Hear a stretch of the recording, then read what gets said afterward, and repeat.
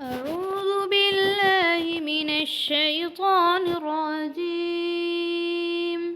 بسم الله الرحمن الرحيم.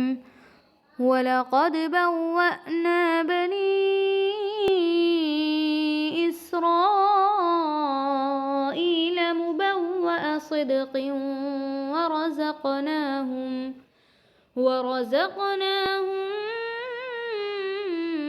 من الطيبات فما اختلفوا حتى جاءهم العلم إن ربك يقضي بينهم يوم القيامة فيما كانوا فيه يختلفون.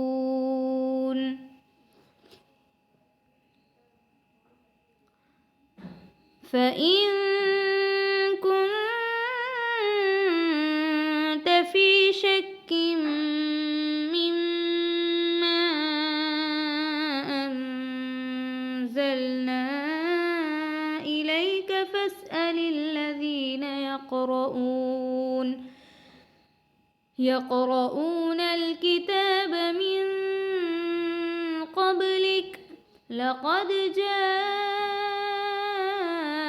الحق من ربك فلا تكونن من الممترين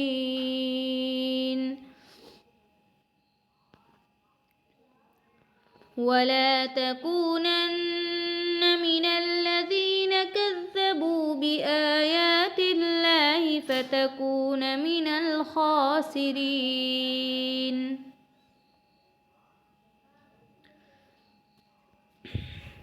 إن الذين حقت عليهم كلمة ربك لا يؤمنون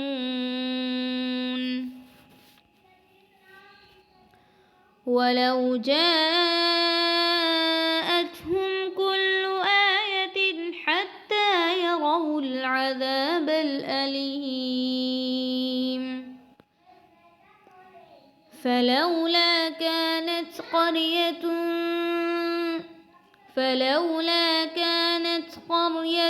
آمنت فنفعها إيمانها إلا قوم يونس لما آمنوا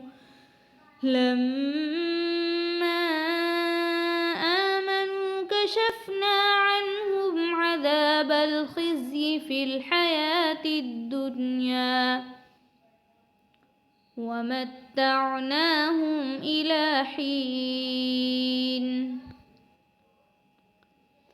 ولو شاء ربك لآمن من في الأرض كلهم جميعا أفأنت تكره الناس حتى يكونوا مؤمنين وما كان لنفس أن تؤمن إلا بإذن الله ويجعل الرجس على الذين لا يعقلون. قل انظروا ماذا في السماوات والأرض وما تغني الآيات والنذر عن قوم لا يؤمنون.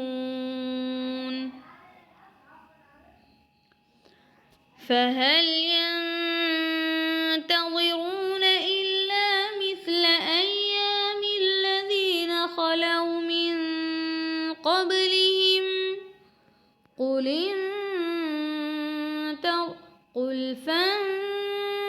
فانتظروا إني معكم من المنتظرين ثم ننجي رسلنا والذين آمنوا كذلك حقا علينا ننجي المؤمنين.